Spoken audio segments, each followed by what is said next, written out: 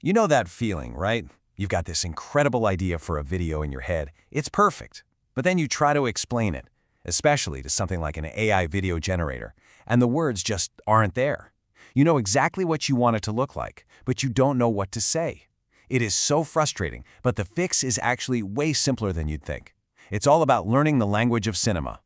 And this is the absolute key. That gap between the vision in your head and the video on your screen, it's really just a language barrier. Once you learn the language of filmmaking, the right words for shots, for movement, for lighting, you get total creative control. You can finally tell a camera, or even an AI, exactly what you want to create.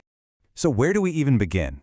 Well, every amazing film sequence, every cool video, it all starts with one single, perfectly composed frame. This is our foundation. Before we get into any of the cool camera moves or special effects, we have to answer the most basic question of all. What is the camera actually looking at? First up, we've got the wide shot. You can think of this as the big picture shot. It's perfect for establishing a scene, for showing us where our characters are, and just giving the audience all that crucial context. It basically answers the question, okay, where are we? Next, we've got the medium shot. And this one is an absolute workhorse. It's just so versatile. It feels really natural, almost like you're having a real conversation with someone. It's fantastic for capturing dialogue and body language, all without feeling too far away or, uncomfortably close. But what if you want to get personal? That's when you bring in the close-up. This shot just cuts out all the noise, all the distractions, and it forces our attention right onto a character's face. If you need to show some powerful emotion, happiness, fear, whatever it is, this is your go-to tool. It's so direct. And for maximum, and I mean maximum impact, you've got the extreme close-up. This is where you focus on one tiny, specific detail. Someone's eyes, a twitch in their lip, maybe a finger hovering over a button. With this shot, you're basically screaming at your audience, pay attention. This right here matters. It's an amazing way to build suspense. Now, how you arrange all the different pieces inside these shots, well, that's called composition. And you've probably heard of things like the rule of thirds or leading lines. These aren't super strict rules you have to follow. Think of them more like powerful guidelines. These are classic tricks that artists have been using for centuries to make their images look balanced, dynamic, and just really pleasing to look at. In fact, let's just break down the very first shot of this explainer. We used a medium shot, right, to make it feel conversational. And we placed our subject along the lines of the rule of thirds. See? It's a perfect example of how just two simple, intentional choices can make a frame feel polished and professional right away. Okay, so we've built our frame. But videos aren't just still photos, right? They move. Camera movement is basically the verb in our cinematic sentence. It's what injects the energy, the emotion, and that dynamic feeling into your story. And here's the cool thing. Each type of movement has its own personality. A slow, smooth dolly move feels really grand and cinematic. A push-in builds focus, but then a shaky handheld shot, that can create this incredible sense of urgency and realism. It's all about picking the move that actually helps tell your story. Hey, remember our opening shot? It wasn't just sitting there. We used a really slow, subtle push-in. It's such a simple move, but it has a very specific job. It gently pulls you closer, it builds focus on our subject, and it totally reinforces that feeling of calm confidence. It's storytelling with motion, plain and simple. All right, we've got our frame, we've got our movement, but what about the mood, the vibe? That, my friends, is where light comes in. Lighting isn't just about being able to see what's going on, it's about making the audience feel something. It really is the art of creating atmosphere. So the foundation for most professional lighting is what's called the three-point setup. You start with your key light, that's your main brightest light. Then you add a fill light to kind of soften up any of the harsh shadows from the key. And finally, you add a rim light, which comes from behind to separate your subject from the background and give the whole image a sense of depth.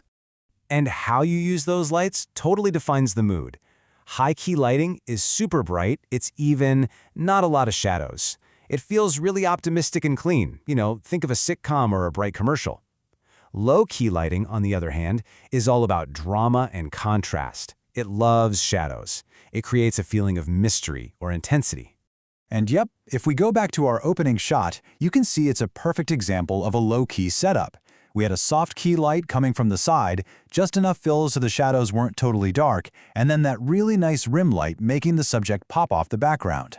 That combination is what gives you that cinematic feel everyone's always talking about.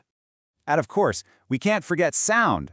Atmosphere is not just visual. I mean, seriously, audio is at least half of the whole experience.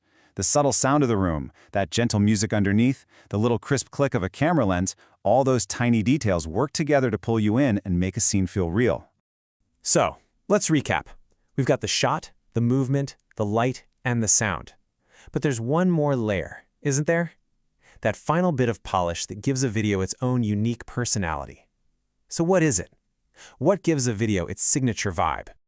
This is where we get to talk about style. And honestly, you can think of this as the final coat of paint.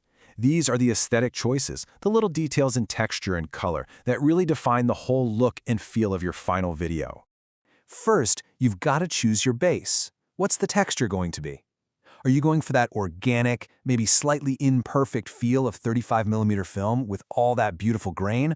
Or do you want that super clean, super sharp, high-res look of modern digital cinema? There's no right answer. They're just two totally different aesthetic flavors. And then, on top of that base, you add the color grade. This might be the most powerful tool you have for messing with your viewers' emotions. Warm, orangey tones can feel nostalgic, cool blue tones can feel kind of cold or futuristic, and that teal and orange look, well, that's a modern classic for a reason. It makes skin tones look amazing and just creates this really slick cinematic contrast. So when you put it all together, that polished, professional vibe from our opening shot, it comes from having a clean digital cinema base, which was then enhanced with that popular teal and orange color grade. It's that last piece of the puzzle that really defined the whole aesthetic. So after all of that, what's the big takeaway? Well, what we've really done here is build a practical toolkit, a core set of ideas you can use to describe any video idea you'll ever have, and do it with total precision and confidence. It really just boils down to these four things. 1, you frame your shot. Is it wide, medium, or close? 2, you decide how to move the camera. 3, you light the scene to create a specific mood. And 4, you apply a style with color and texture to give it that unique vibe. That's it. That's the language. You now have the vocabulary. You can translate that incredible vision that's stuck in your head into a real, concrete plan that people can understand. So the only question left, and it's the most exciting one, is what story are you going to tell?